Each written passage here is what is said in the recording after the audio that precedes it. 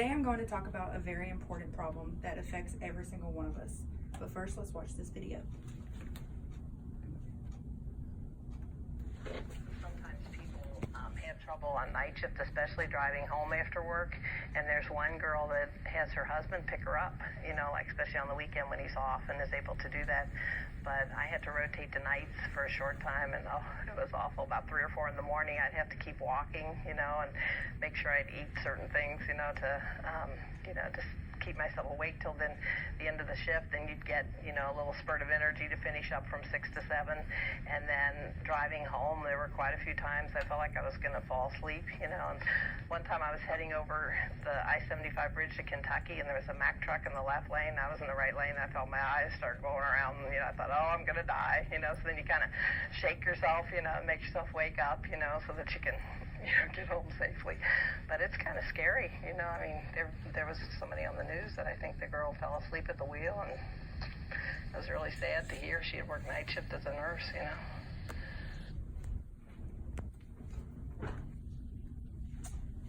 At some point or another, you or someone you know has been a patient of a nurse. Nurses are responsible for not only taking care of their loved one, of the patient that is ill, but also your loved ones. So as the patient as a patient or as the loved one, wouldn't you want your nurse to be well rested in order to give you the best possible care? The problem is not in the heart of the nurse, but it's in the policy that is restrictive, that will not allow the nurse to adequately take rest in order to take care of their patients. Since the 70s, sleep scientists have proven that benefits of sleeping in shift workers, but especially in those that work the night shift. Because of these studies, many industries have adapted a napping policy in order to ensure the safety of their employees. However, this is not the case in nursing. Hospitals actually have a zero tolerance policy for staff to sleep anywhere on the property, even on an unpaid break.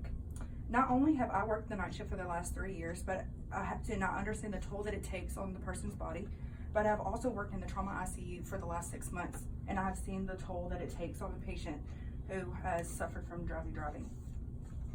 So today we are going to look at a current policy in a major Nashville hospital and point out how they punish nurses for just trying to get some rest. Then we will discuss how napping will help give nurses a restorative edge to not only take care of their patients, but to allow them to get home safely and return to work to get the same quality of care. And finally, we will look at a policy that has been tested and should be implemented in hospitals across the nation. As I said, this problem is not with the nurse, but it's with the policy. I had a friend who was clocked out for her 30-minute break and decided that she wanted to take a nap. She was, like I said, clocked out. She was not in a patient care area, and she was in a locked break room.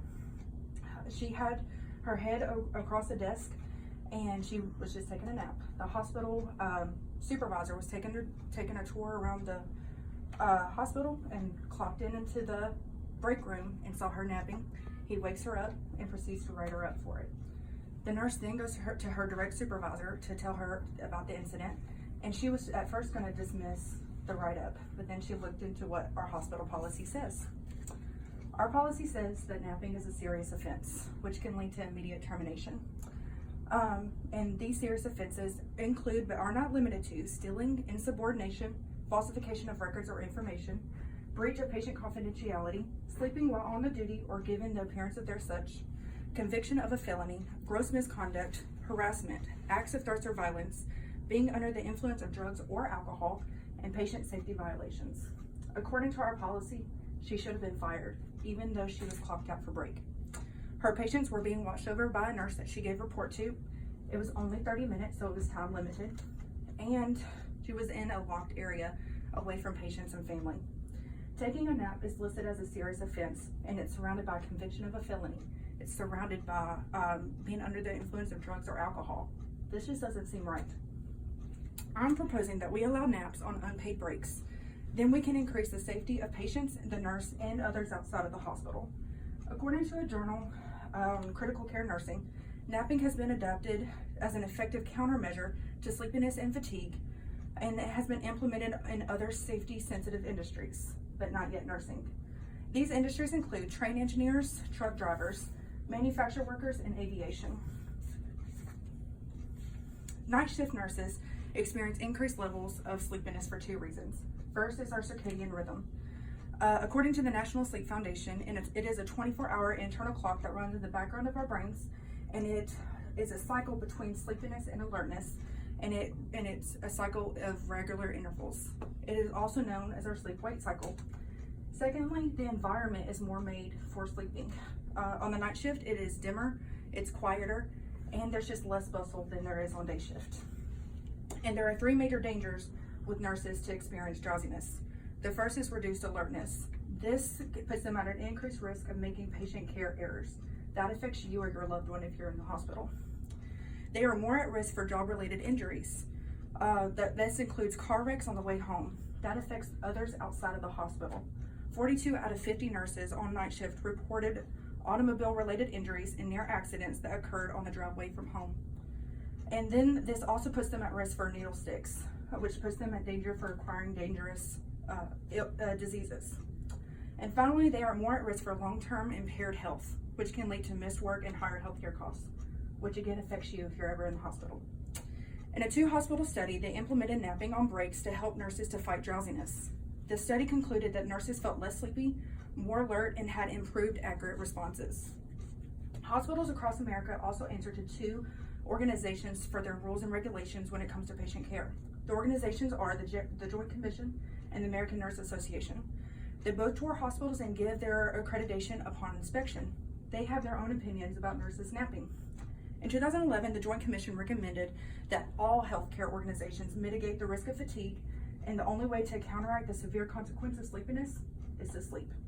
In 2014, the American Nurse Association said that registered nurses should use naps, recognizing that this is an evidence-based practice to combat fatigue. And then here is a policy that was executed in the 2-hospital study. It's a successful study that is the model that I think it should be the model for hospitals and can use to fix their restrictive policy. It tells who should nap, when they should nap. It recommends that they don't nap between the hours of 3 to 5, and how long a nap should be. It says that they should only nap for about 20 to 30 minutes, which is what they allow hospitals for nurses to take. Today we have looked at a policy in a major Nashville hospital, but it is a policy many hospitals have, and we have seen the inappropriate disciplinary actions that it has taken against nurses for just trying to sleep. We have also discussed how napping can improve and save the lives of many patients and our loved ones outside the hospital.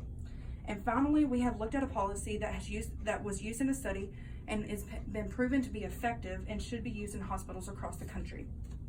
I believe this is an important topic because it will make a difference. Nurses will be able to give better patient care to their patients. They will be able to meet the needs of their patients' loved ones, and then they will also be able to make it home to their loved ones. So the next time you or your loved one are in the hospital, when you want your nurse to be well rested, There you go.